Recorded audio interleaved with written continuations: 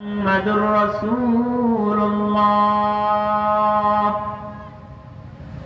محمد عربي صلى الله عليه وسلم والذين معه أشداء على الكفار এবং তার সাথী তার সঙ্গী যারা তাদের গুণাগুণ হলো এক নাম্বার তারা কাফেরের মোকাবেলায় কঠোর কাফেরের মোকাবেলায় তারা আপোষহীন রুহামাউ বাইনাহুম তাদের দ্বিতীয় গুণ হলো তারা পরস্পরে একজন আরেকজনের প্রতি সহনশীল একজন আরেকজনের প্রতি সদয় নির্দয় নয় তারাহুম রুকআন সুজদা তাদেরকে তোমরা দেখতে পাবে তারা রুকু সিজদায় অবস্থায় অবনত রয়েছে সীমাহুম ফি উজুহিহিম মিন আসারিস সুজুদ আর দেখতে পাবে তাদের কপালের মধ্যে সিজদা তথা নামাজের চিহ্ন বিদ্যমান হযরত আবু বকর সিদ্দিক রাদিয়াল্লাহু তাআলা আনহু যার পূর্ণ নাম হইল আবু বকর ইবনে আবি কুহাফা হযরত আবু বকর সিদ্দিক তাকে উদ্দেশ্য করে আল্লাহর পয়গম্বর ইরশাদ করেছেন قال النبي صلى الله عليه وسلم اما يا ابا بكر انك من يدخل من امتي আবু বকর তুমি জেনে রাখো আমার উম্মতের মধ্যে সর্বপ্রথম যে জান্নাতে প্রবেশ করবে সেই প্রবেশকারী হলে তুমি আবু বকর উলামায়ে কেরাম বলেন হযরত আবু বকর সিদ্দিক রাদিয়াল্লাহু তাআলা আনহুকে আল্লাহ পাক রব্বুল আলামিন এত মর্যাদা দান করেছেন হযরত আবু বকর হাশরের ময়দানে হিসাবের পরে সর্বপ্রথম জান্নাতের উদ্বোধনকারী হবে হযরত আবু বকর এক নম্বরের জান্নাতি কেন তিনি এক নম্বরের ঈমানদার এক নম্বরের সত্যবাদী রাসূলের জীবনের সবচেয়ে বিপদের বড় সঙ্গী তিনি হলেন হযরত আবু বকর সিদ্দিক রাদিয়াল্লাহু তাআলা হযরত আবু বকর সিদ্দিক রাদিয়াল্লাহু তাআলা আনহু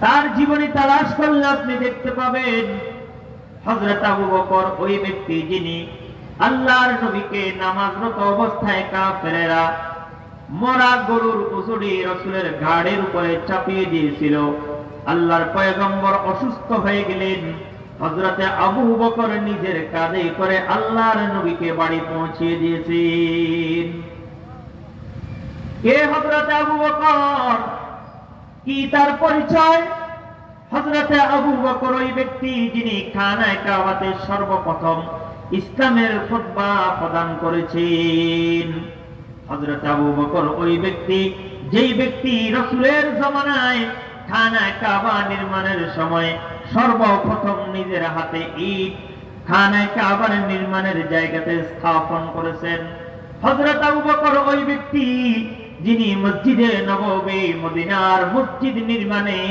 সর্বপ্রথম ইটকে স্থাপন করেছেন হযরত আবু বকর ওই ব্যক্তি যিনি সদা সর্বদাই নবীকে সাহায্য করেছেন হযরত আবু বকর আল্লাহর নবীর উপরে যারা ইসলাম গ্রহণ করেছে ঈমান এনেছে তাদের মধ্যে সর্বপ্রথম কাতারের মুসলমান হযরত আবু বকর এজন্য আল্লাহ পাক আবু বকরকে ভালোবাসেন আল্লাহর নবী আবু বকরকে ভালোবাসেন সাহাবায়ে কেরাম আবু বকরকে ভালোবাসে আবু বকর এক নম্বরের মুসলমান সকল কাজে আবু বকর এক নাম্বার নবী জিহাদের ময়দানে গিয়েছেন সেখানেও আবু বকর নবীর সাথে এক নম্বরে হাজির নবী হিজরত করেছেন হিজরতের রাতেও আবু বকর নবীর সাথী নবী যত জিহাদের ময়দানে গিয়েছেন হযরত আবু বকর নবীর সাথে এক নম্বরে হাজির ছিল।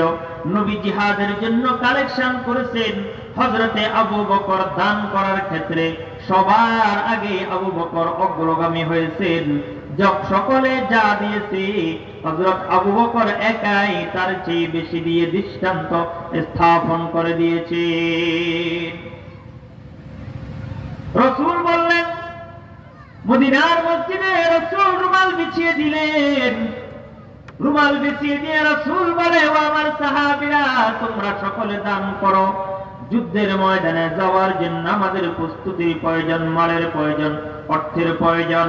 সমস্ত সাহাবায়ে কেরাম নিজের সাধ্য অনুযায়ী সব কিছু জমা করলেন। হযরতে ওমর মনে মনে কল্পনা করে, কোনদিন আবু বকরকে আমি পিছনে ফেলতে পারি নাই। আবু বকর প্রতিদিন এক নাম্বার হয়ে যায়, আজকে আমি আবু বকরকে ফেল করব।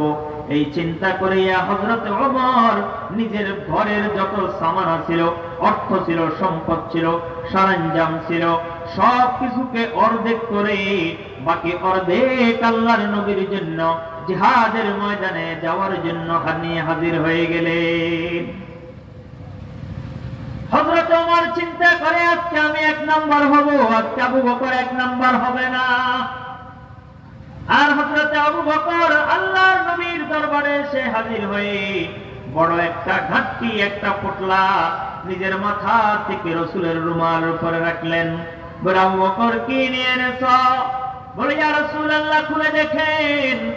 রাসূল খুলে দেখলেন ঘরের লবণের বাটি, পানি খাওয়ার পেয়ালা, পানি খাওয়ার জগ, মগ, যা কিছু আছে, তরকারি রান্না করার পাতিল, ভাত রান্না করার পাতিল সহ যত প্রকারের সরঞ্জাম আছে উলামায়ে কেরাম কিতাবের মধ্যে লেখেন, এমনকি ওই দিনে যে খাতা সেলাই করা হতো, কাঁথা সেলাই করার যে সুই ছিল, ওই সুই আর সুতা পর্যন্ত আবু বকর আল্লাহর নবীর দরবারে হাজির করে নিয়ে এসেছে।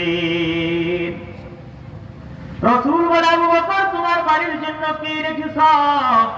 আবু বকর বলে, আতারাতু আল্লাহ ওয়া রাসূলাহ।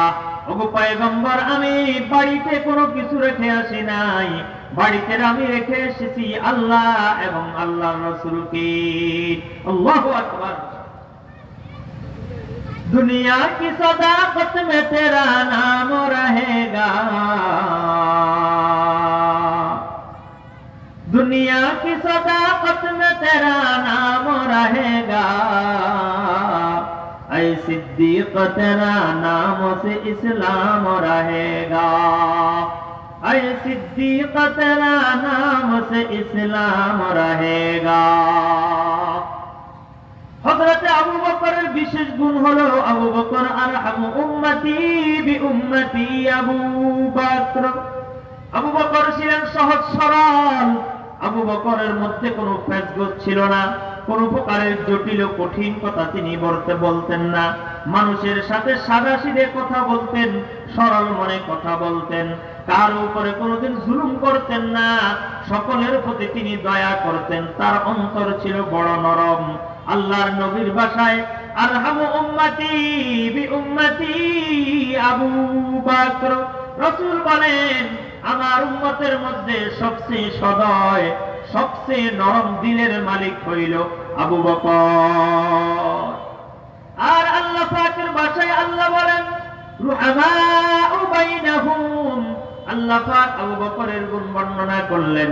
আবু বকর এমন গুণের অধিকারী ছিল, এক পরস্পর মুসলমানদের মধ্যে ভ্রাতৃত্ব, মুসলমানদের বন্ধন, মুসলমানদের ভালোবাসা কেমন হবে, এই ভালোবাসার উজ্জ্বল দৃষ্টান্ত ছিল হযরতে আবু বকর।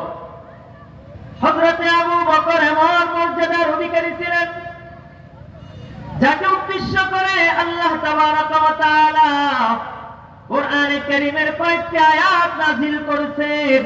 তার মধ্যে প্রসিদ্ধ একটা আয়াত, আল্লাহর পয়গম্বর যেদিন আল্লাহর নবীর সাথী আবু বকরকে নিয়ে হিজরতে গেলেন, মক্কা থেকে মদিনায় হিজরত করবেন, ওই হিজরতের রাতে আল্লাহর নবীর সাথী ছিলেন হযরতে আবু বকর।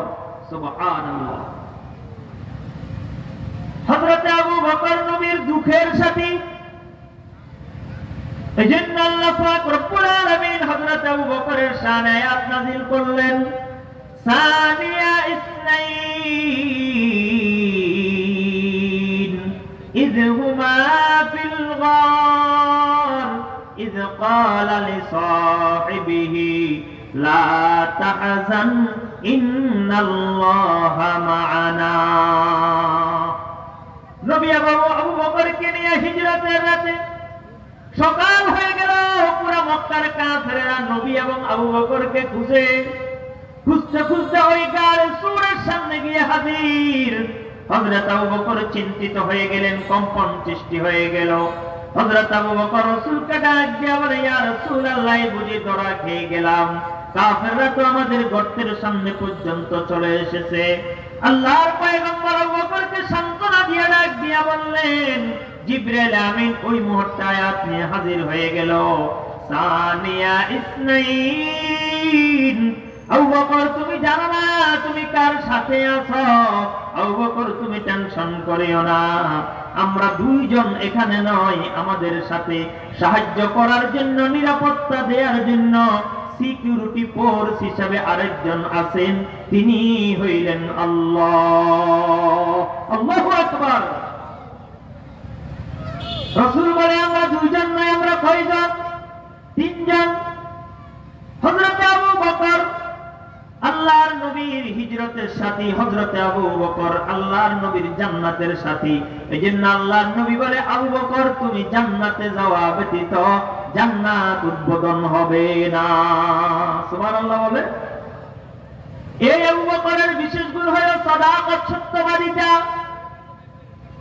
হযরত আবু বকর তার জীবনে কোনোদিন মিথ্যা কথা বলে নাই। মুসলমান, আজকে আমাদের পরিবারে মিথ্যা, সমাজের মধ্যে মিথ্যা, ব্যবসায় মিথ্যা, রাজনীতিতে মিথ্যা, কর্মে মিথ্যা, চালচলনে মিথ্যা, লেনদেনে মিথ্যা, উঠা বসায় মিথ্যা, আছে না নাই? মিথ্যা কথা না বললে আমাদের পেটের ভাত হজম হয় না। ব্যবসায়ী মিথ্যা না বললে তার ব্যবসা নাকি জমে না, লস হয়। স্বামী স্ত্রীর সাথে মিথ্যা না বললে তাদের কাছে ভালো লাগে।